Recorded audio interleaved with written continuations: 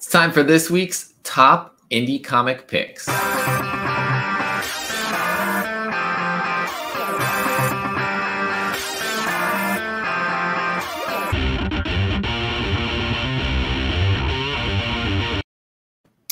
Welcome back. If you are new to the channel, please be sure and hit that subscribe button down below. Really appreciate you guys joining us on this comics journey. Going to be talking about my top indie comic picks for this week's New Comic Book Day. Before we get into that, I just want to do a shout out here to Gabe's Cave, who is another YouTube channel, but also comic shop.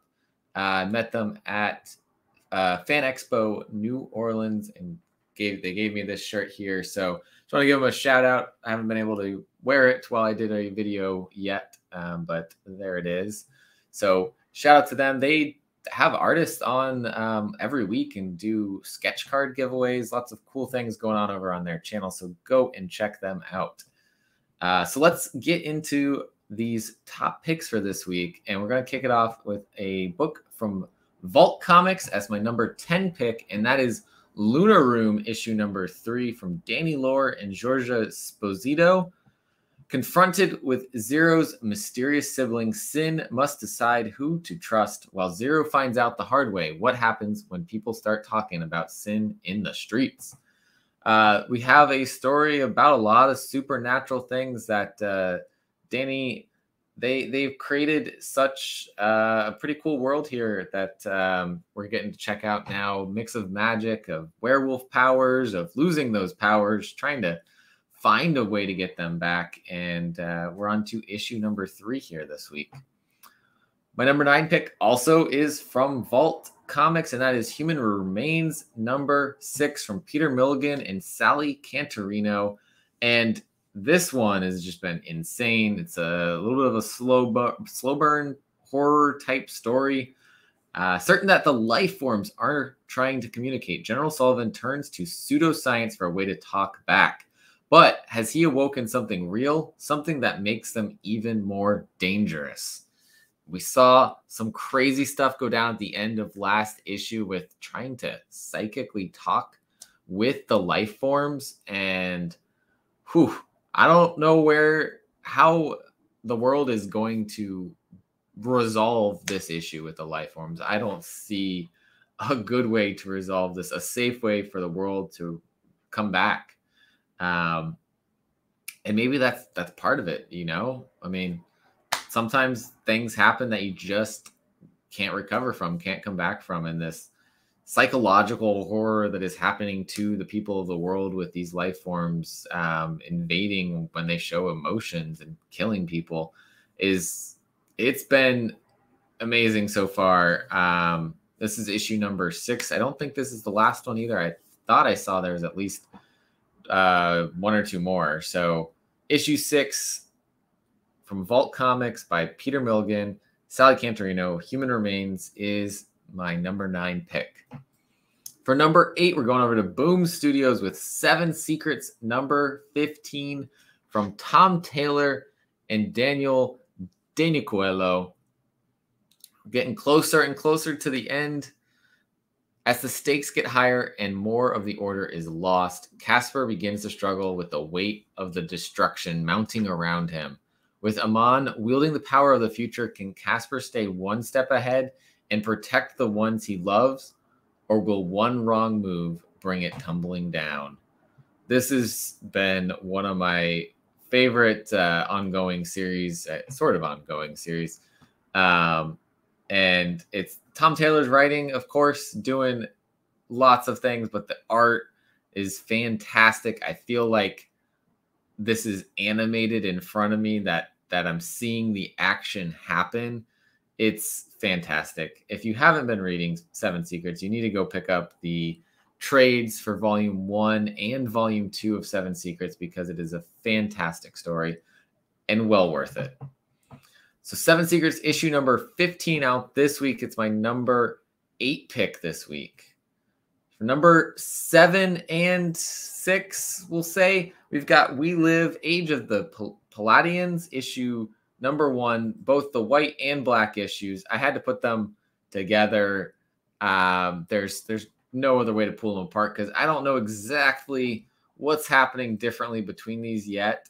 There's a little bit of difference in the descriptions, but main thing, we're coming back to the world of We Live, and it's the year 2090. It is 6 years past what we saw going on before, when the Paladins, with their majestic powers, emerged as the protectors of humanity, saving the 5 remaining megalopolis and securing the future of the human species.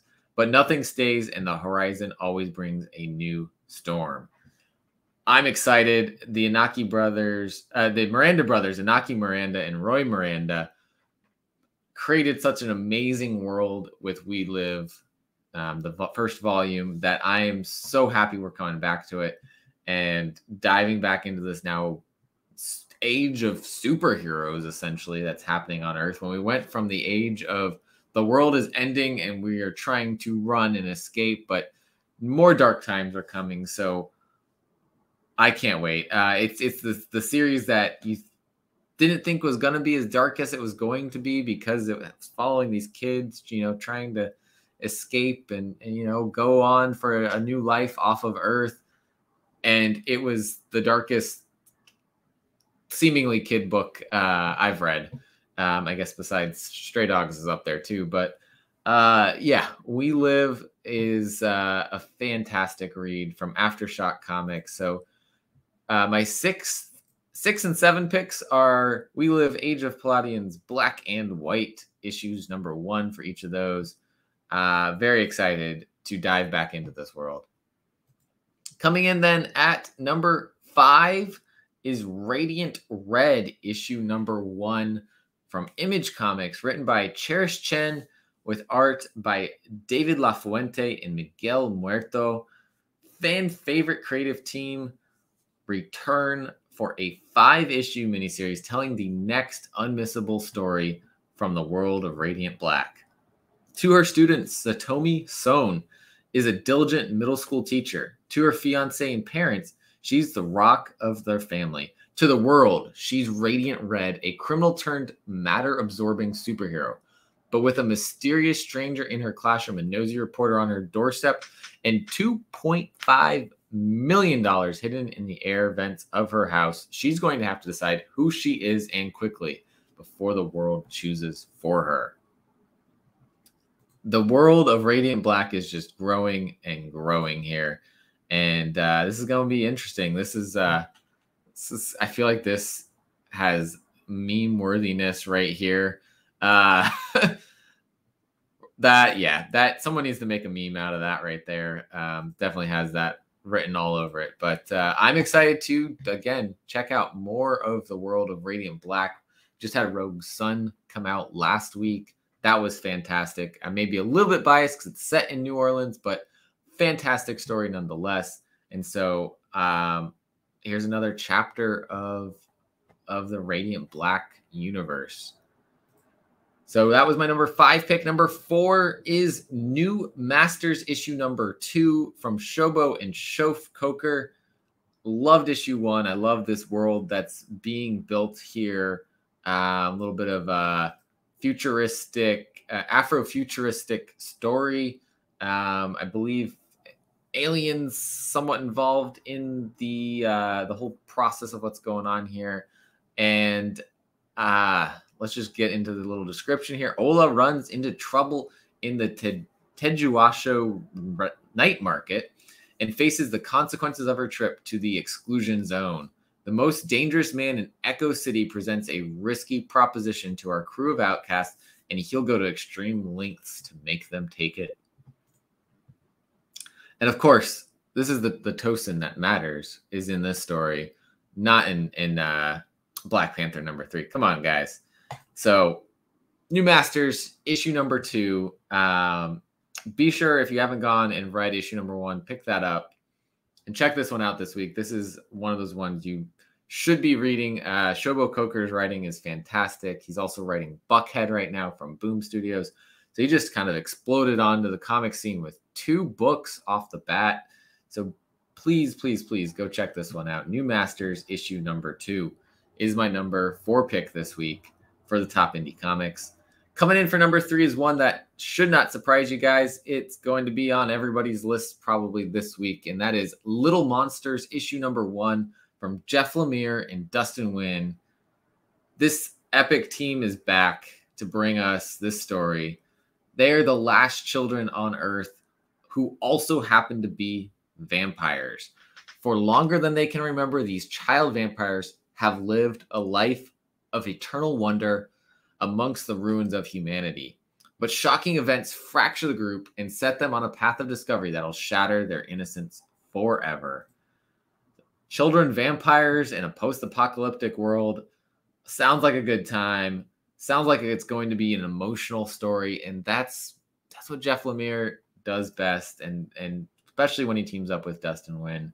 So this one is, I think, going to be on everyone's list this week, and should be, because it looks like it's going to be another fantastic story. So it's my number 3 pick this week for indie comics, and that's from Image Comics. My number 2 this week's from AWA Upshot. We've got Hit Me, issue number 1, from Krista Faust, Priscilla Patrades, Marco Lesko, and Jeff DeCall doing this awesome cover A here. A high-octane crime thriller from Krista Faust, who did Bad Mother and Redemption. Priscilla Patrades from Chariot. Lulu has a very unique profession.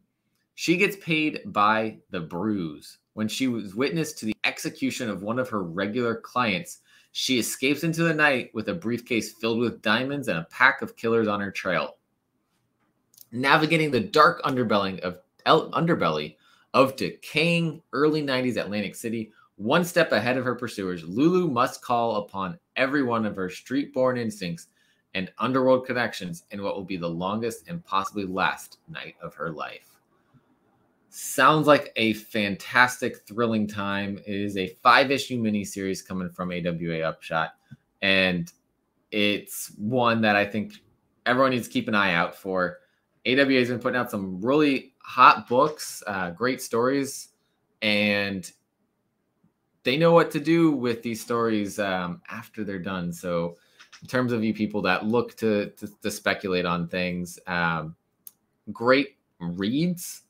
But if you're on that other side of things, probably worth picking up an issue number 1 from them, because this already seems like it's written to go on and become a movie later on. So Hit Me number 1. I'm definitely looking forward to this cover A by Jeff DeCall. Fantastic cover there. I'm hoping he does the whole series. I think usually whoever does the cover A's does do the whole series. So got a whole awesome set of covers coming our way from him.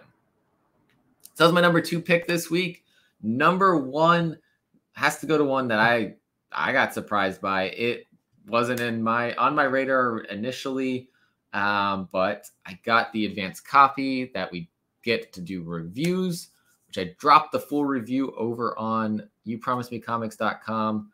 And that's Broken Eye, issue number 1 from Martin and Xavier Etzeberria. I'm hoping I'm saying that right, and I apologize because I probably didn't say that right. We've got art from Inaki Arenas and Victor Santos doing this cover A. Fantastic cover.